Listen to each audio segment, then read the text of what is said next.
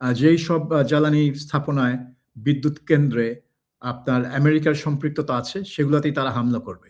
এবং তারা এমনও বলেছে যে পানি বিশুদ্ধকরণ যেই স্থাপনাগুলো আছে, যেটার উপর এই পারস্য উপসাগরের দেশগুলো একেবারে পুরোপুরি নির্ভর করে তাদের পানীয় জলের জন্য, সেই স্থাপনাগুলোকেও তারা নিশানা করবে বলে জানিয়ে দিয়েছে। এবং সেটা যদি করে তারা, তাহলে কিন্তু এই গোটা অঞ্চলেই আর মানুষের বসবাসযোগ্য থাকবে না।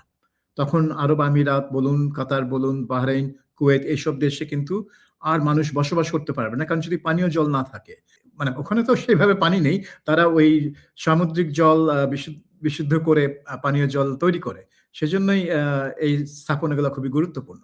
কিন্তু মূল কথা হচ্ছে যে আলোচনা কতদূর অগ্রসর হচ্ছে, আদৌ হচ্ছে কিনা সেটা নিয়ে একটা বড় প্রশ্নচিহ্ন আছে। কারণ ট্রাম্প দাবি করছেন যে আলোচনা হচ্ছে, কথা হচ্ছে এবং ইরানিরা আকুতি মিনতি করছে একটা চুক্তির জন্য এবং তিনি রাজি হচ্ছেন না এমন একটা ভাব দেখাচ্ছেন।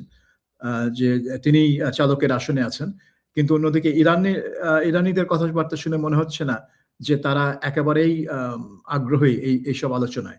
তারা বলছে কোন আলোচনা হয় নাই। আমাদের কাছে একটা বার্তা এসেছে আমেরিকানরা কি চায়, আমরা ওই বার্তা প্রত্যাখ্যান করেছি। প্রত্যাখ্যান করে তারা নিজেদের দাবি কিছুটা ওই একই মাধ্যমে পেশ করেছে।